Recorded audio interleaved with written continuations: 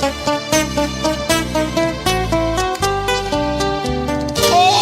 tan solo de ese apogeo me queda un retrato, pañuelos, cartas de amor y nada más.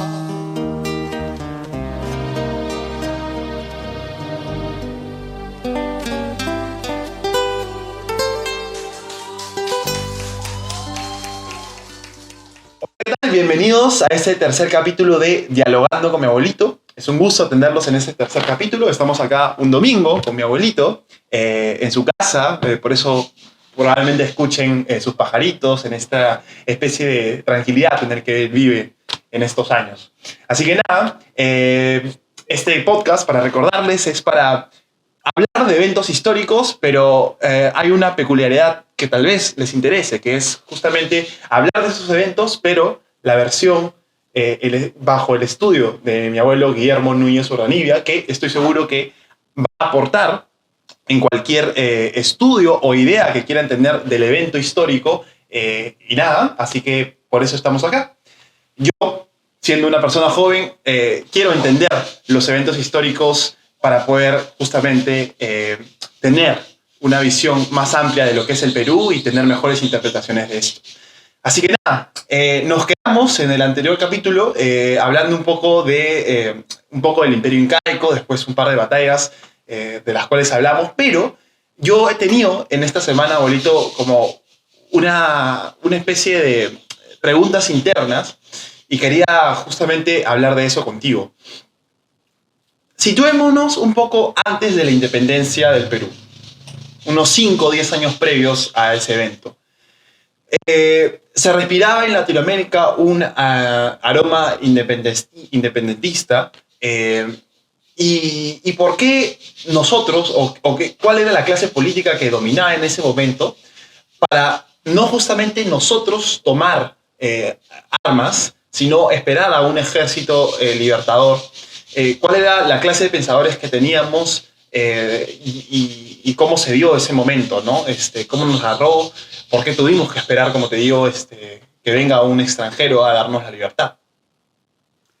Bueno, con todo cariño te saludo y saludo al público oyente, pero lo que quisiera aclararte, si es, no encuentro otra palabra para poder expresar mi idea, es que el Perú no esperó que vengan extranjeros. Ya te dije la vez pasada que en 1536, el 18 de noviembre, fue tomado Cajamarca, y que a los 4 años ya Manco Inca descubrió que el caballo y el jinete eran dos cosas distintas.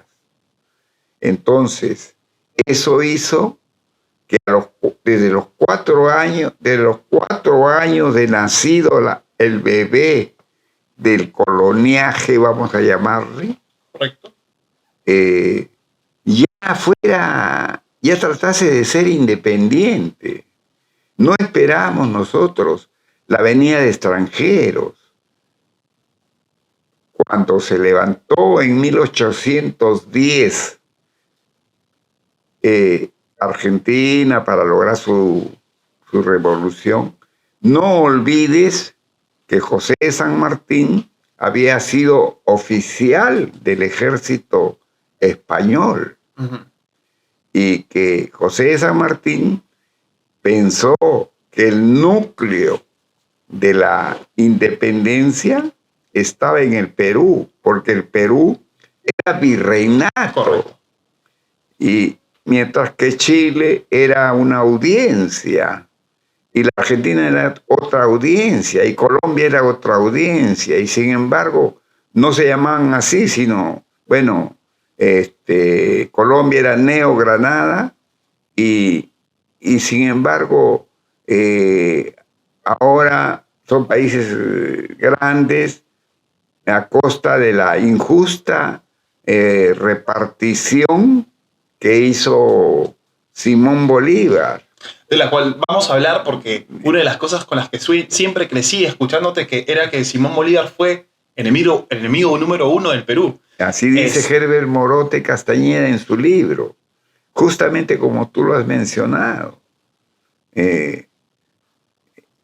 Bolívar, enemigo número 1, enemigo público número 1 del Perú. Ese es el título del libro, Herbert Morote Castañeda. Entonces, no olvidemos que la efervescencia libertaria es natural en todos los hombres. Sin la libertad, decía José Encinas, sin la libertad los hombres nos convertimos en una piara. Correcto. En un conjunto de animales, de cerdos salvajes, para no poder obtener nuestra preciada libertad. Con la salvedad que mi derecho comienza y termina en la extensión de mi brazo, donde comienza el tuyo. Entonces yo tengo que respetar tu derecho y tú el mío. Correcto. Entra José de San Martín a Lima. ¿Cómo es recibido? Obviamente por el pueblo es recibido con efervescencia, ¿no? Pero ¿la clase política estaba realmente feliz? Nosotros aquí teníamos primero la revolución de los patriotas tacneños, Pallardelli, Cela. Cela era limeño, era un balanzario limeño, era un cobrador de impuestos limeño que encontró el lugar ideal para levantarse en armas contra los realistas en Tacna, ¿no? Y después vinieron los hermanos Gómez, después los hermanos Angulo, el ejército de Pumacagua. Esos son... ¿Ya? Que fueron a través de los años, demostraban la efervescencia libertaria, pero que no podíamos lograrlo porque los españoles tenían el centro gravitacional de su fuerza en el Perú. Claro, estábamos aplastados. Claro.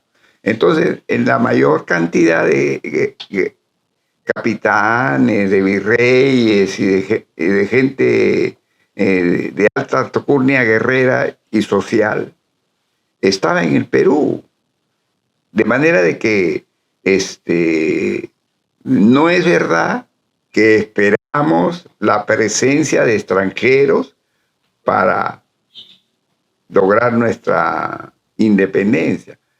Si bien es cierto que la presencia de José de San Martín, a quien agradecemos mucho por su caballerosidad y por su don de gente, en 1821 nos dio la primera libertad el 28 de julio, también es verdad que esa libertad que dio San Martín se consolidó el 6 de agosto de 1824 y el 9 de diciembre de 1824. Justamente por ahí quería llevarlos. Estamos Correcto. Justamente este año es el bicentenario de esas batallas. Así es. Y en la batalla de Ayacucho, el principal, el que comandó todas las tropas fue Sucre, ¿no? Era un venezolano. Exacto. Y lo quería llevar por ahí, ¿no? No. El venezolano era Bolívar. Bolívar. ¿Y Sucre no era venezolano? Era de un pueblo limítrofe con Colombia. Ok. Para llegar a esas batallas, o sea, San Martín decide retirarse del Perú. ¿Por qué razón? Esa razón no la saben ni los propios argentinos que han escrito sobre San Martín, particularmente Ricardo Rojas en el libro El Santo de la Espada y Bartolomé Mitre, ¿no? Que han investigado bastante. Se conferenciaron. San Martín tuvo la caballerosidad de ir a buscar a Guayaquil, a Bolívar, para decirle que consolide la independencia del Perú. Y nadie se sabe qué hablaron en esa reunión, ¿no? No, nadie sabe qué hablaron. San Martín tuvo la hombría de bien de no divulgar, no decir jamás qué cosas habían conversado. Solamente salió muy triste y se embarcó en el barco Macedonia, se embarcó hacia el Perú. De regreso, tomó a sus tomó las prendas que le correspondían, tomó a su familia, se embarcó y se fue a Francia. Y ¿no? ya le cedió. Le cedió el... Y por ahí viene... Inclusive dicen, escriben mejor dicho, que San Martín le ofreció a Bolívar pelear como su segundo. Bolívar primero y San Martín segundo. Hasta en eso se conoce la hombría de bien de San Martín, ¿no? Pero Bolívar, hay una carta que le escribe a Santander, que estaba en el Perú, y le dice, usted tiene que deshacer todo lo que se ha logrado hasta la fecha para que quede la política de tierra arrasada, textualmente.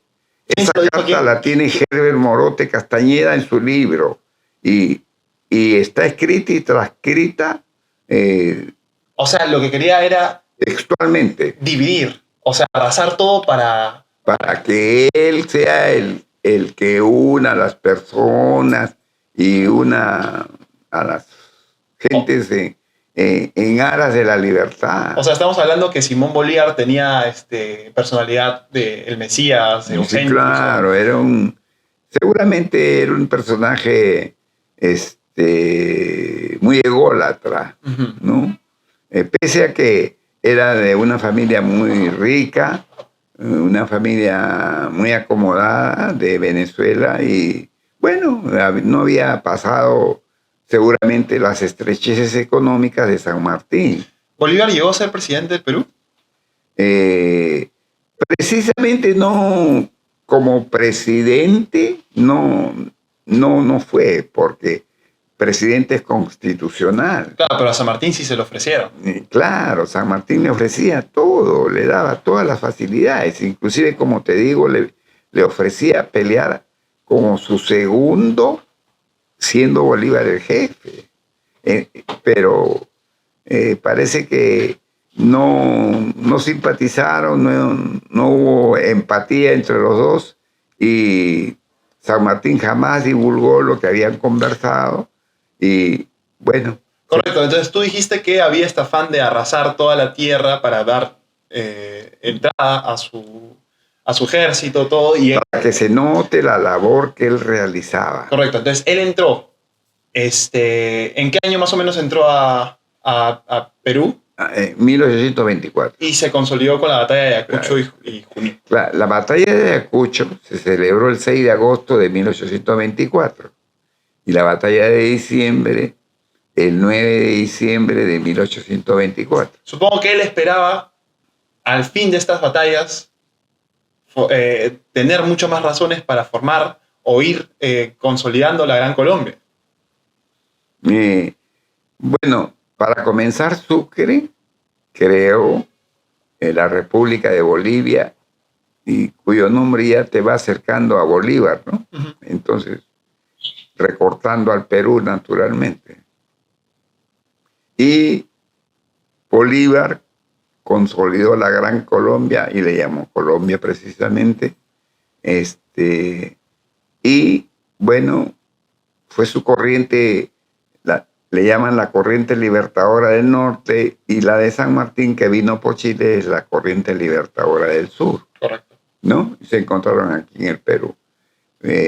Ambas corrientes libertarias, ambas ideas libertarias. Ya te hablé en la vez anterior de que aquí en el Perú había efervescencia. Tan es así, te lo mencioné, la expulsión de los jesuitas trajo como consecuencia que tuviese que irse un solemne arequipeño que escribió la carta a los españoles nacidos en América, que él llamaba los criollos, ¿no? Entonces,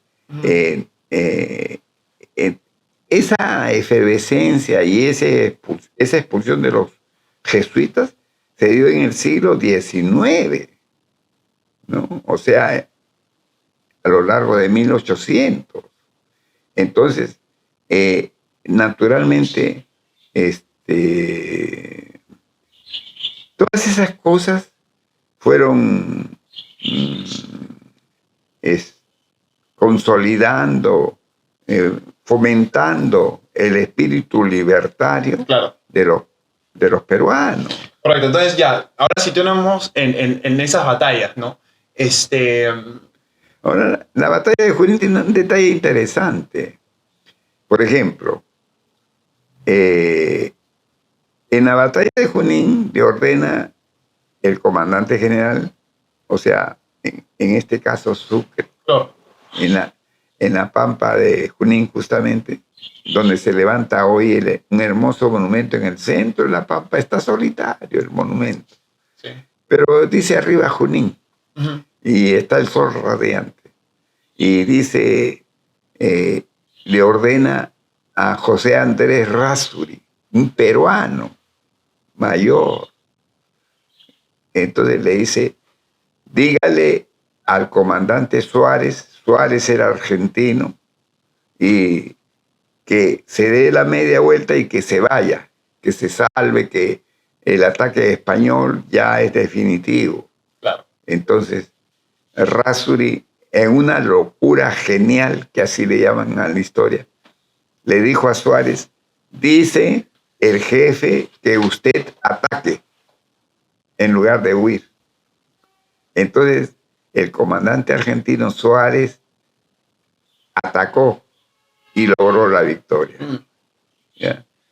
Entonces, esa es una anécdota de San Pedro de Ioc. Rázuri es peruano, y San Pedro de Ioc es un lugar situado en Pacasmayo. Entonces, muy apacible, muy tranquilo, es un sitio muy, muy lindo. Muy hermoso. Quisiera entender una cosa. Terminó la batalla de Junín. ¿Cuáles fueron los motivos que consolidaron que Simón Bolívar se fuera?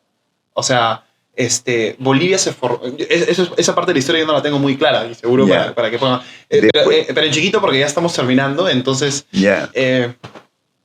Después de la batalla de Junín, se produjo una efervescencia y unos tratados, se reunieron los altos mandos y se produce la batalla de Ayacucho. La prueba es que una hora antes, les dan una hora para que, antes de comenzar la batalla, para que los soldados de ambos bandos se despidiesen. Eran hermanos, eran peruanos o argentinos o colombianos o bolivianos que peleaban por la libertad, y otros que querían oprimirnos. Entonces, el 9 de diciembre de 1811, en Ayacucho, en las faldas del Condorcunca, se presentaron ambos ejércitos, dialogaron durante una hora previa y al final se enfrentaron. Okay. Y tuvieron como vencedor a los patriotas. Y se firmó la capitulación de Ayacucho, que dictó la libertad del Perú. Bolívar no estuvo presente en la batalla. Sucre fue quien comandó la batalla. Correcto. Entonces, logró la victoria con diversas anécdotas, ¿no? Por ejemplo, el general Córdoba, colombiano, decía, adelante paso de vencedores. Fue una palabra que quedó escrita en la historia, ¿no? Yo aprendí en el colegio que el general Lara, que comandaba una división colombiana, un profesor muy refinado, le decía a sus soldados que eran zambos colombianos, algo de eso, y le decía zambos del espantajo, ¿no? Cuando históricamente les dice zambos del carajo, ¿no?